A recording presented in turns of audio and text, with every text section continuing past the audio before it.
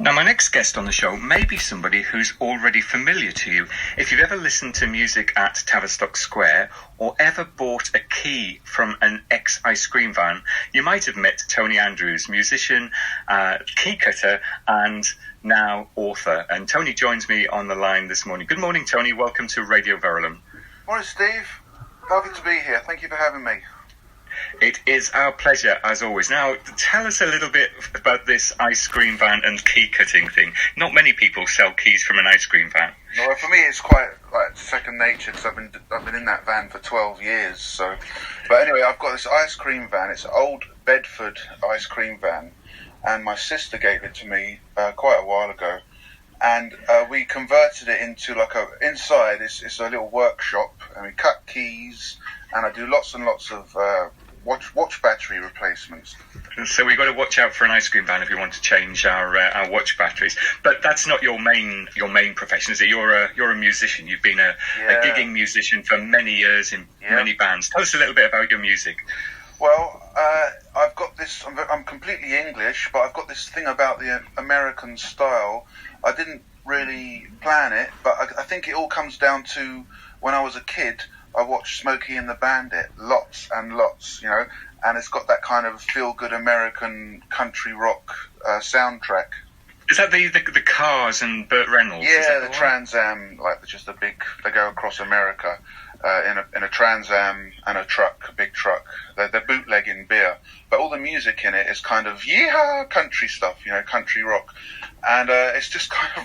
It must have seeped into my mind, into my subconscious mind, because when I sing and perform, not all of it, but a lot of my stuff has a little bit of a southern country rock. Tony, you're still a musician and still doing lots of writing, but you've put another string to your bow right now, haven't you, with the book that you're writing? But you've got a passion for writing from quite an unusual event. What happened?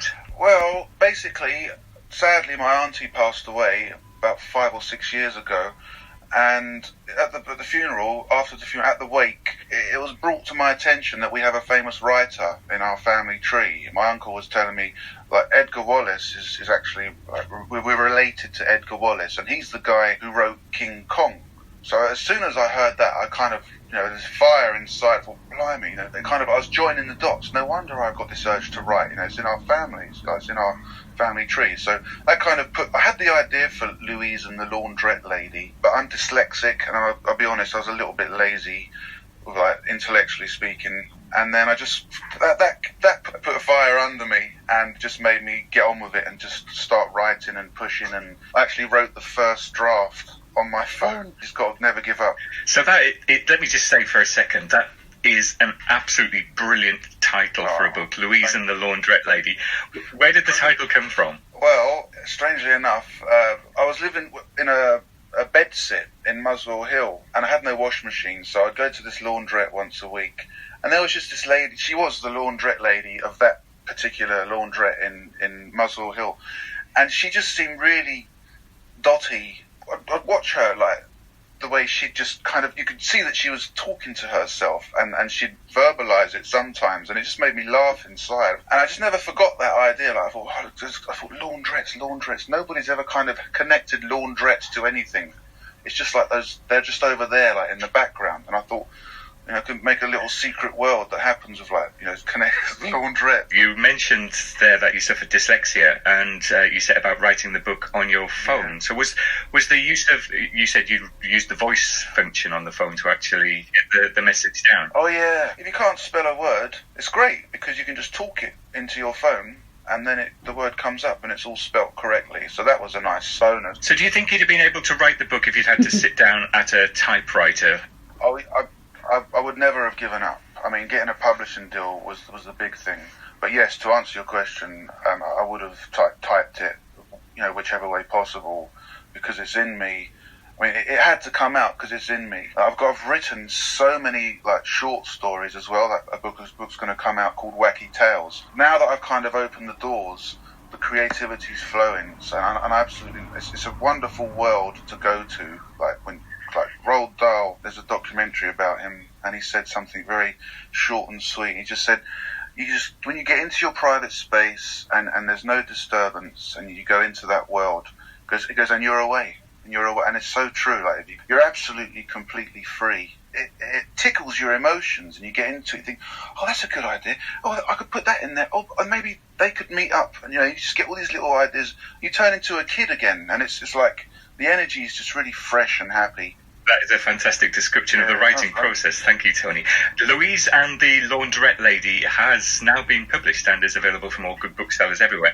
We'll come on to that in a second, but tell us a little bit about the story. What's it about and who is it for? Well, I think it's for everyone, because it's about a little girl, the girl Louise, and she's only 10, and she's actually the storyteller. You've got this kind of young, wacky mind telling the story. If you imagine going like in a playground, and she's telling all of her mates about her holiday to Disneyland, and she's saying, and then this happened, and then we went on that ride, and then this, and then I couldn't believe what happened when we went on this log flume and whatever. That kind of vivid, childlike energy of excited storytelling. That's kind of like what I've tried to put into the book. But basically, the storyline is she gets into a bit of a pickle. Something happens to her parents. And I'm not going to say what happens, Basically, she's a big challenge is thrown at her at the age of 8, and she has to kind of really dig deep and become quite strong at a young age. And then the Laundrette Lady gets involved when she's about the age of 10, and she just gets taken off into a tangent. She's under the wing of this Laundrette Lady for a while, but I don't want to spill too many beans. It's difficult to describe the book without giving away the nuances. But just tell me, the book is about an 8-year-old. Is it for children? You said it was for everyone, but is it for all children, or is it for adults as well? Well, I think it's for adults as well, because I think it's for the kid inside the adult. It's like, remember to be innocent and remember to have fun.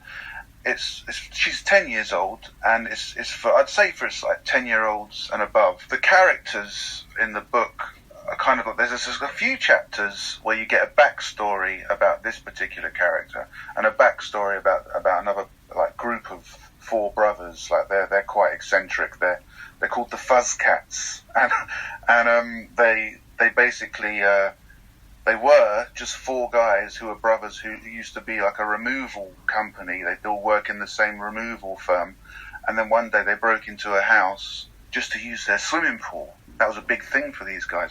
They had a cat with them. They had completely no idea, but the cat once belonged to a witch, and the cat's got magic inside. It's got witch magic inside. They all get electrocuted in the pool by a huge bolt of lightning. They all get transformed into these weird creatures, They end up absorbing the cat. They turn into the Fuzz Cats. But it's very unorthodox. It's an unorthodox story, I suppose. Certainly sounds it from how you've explained it there. And you've tied this back to your music as well, because you've written songs about some of the characters, and we're going to hear one of those songs later on as we play out. But Max Redwood. Max Redwood, indeed. So tell us, who is Max Redwood? Well, he's a little Robin, and he's just a normal English little Robin. And but because I've got this nutty imagination, I just thought, well, it'd be great to have a Robin who's just got really strong powers. And the reason why I chose a Robin, Steve, is because I think they've just got this confidence about them. They don't care, do they, Robins? They just don't care. They're right up there. I know exactly what you mean. The Robin in my story, he's representing the song in everybody's heart that cannot be touched. It's like a spirit, a high, powerful, strong spirit. And I think Max Redwood he represents that kind of you'll never break our spirit, that type of thing. Fantastic. So it certainly does sound an unorthodox book, Tony, and it has been published, Louise and the Laundrette Lady. Where can our listeners get a hold of it if they are intrigued by the story? Well, definitely Amazon. It's available on Amazon, and it's being distributed to bookshops, but I guess that's a slow process because of the circumstances of lockdown and stuff. I think if you want to get it for Christmas, you can buy on Amazon. I'm sure it's going to arrive before Christmas. Super stuff. And your music, we're going to hear a little bit of that in just a moment. But if people want to hear more of the music, that's available on your website, which is tonyandrewsmusic.com. That's the one. Yeah, lots of songs on there. Well, thank you for joining us today, Tony. It's been a pleasure hearing about such an unorthodox story. Thank you for joining us today on Radio Verulam and sharing your song and your music. And we're going to play out, just tell us what song it is we're going to listen to right now. Yeah, well, it's the one all about Max Redwood, and it's just a happy, feel-good song. I've got lots of nieces, and they absolutely love it. I'm sure our listeners are going to think exactly the same there and enjoy it as much as your nieces. Tony, thanks for joining us today on Radio Verulam. I really appreciate it. Thank you so much. 92.6 FM, Radio Verulam.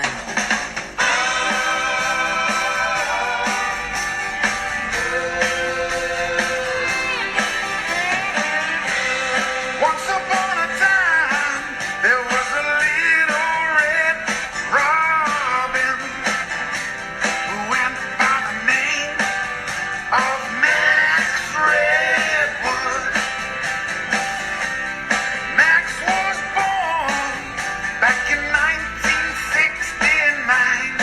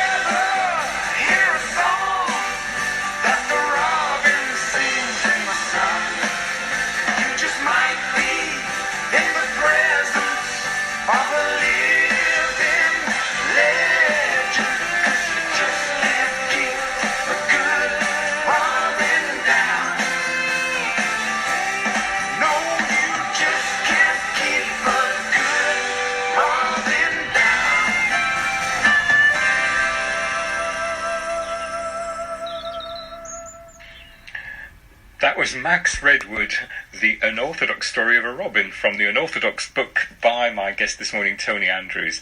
And it's his birthday today as well, so happy birthday, Tony. Thanks for coming in to tell us all about your book, Louise and the Laundrette Lady. This is Radio Verulam. Stay with us. We've got more great music from Heatwave coming up in just a second.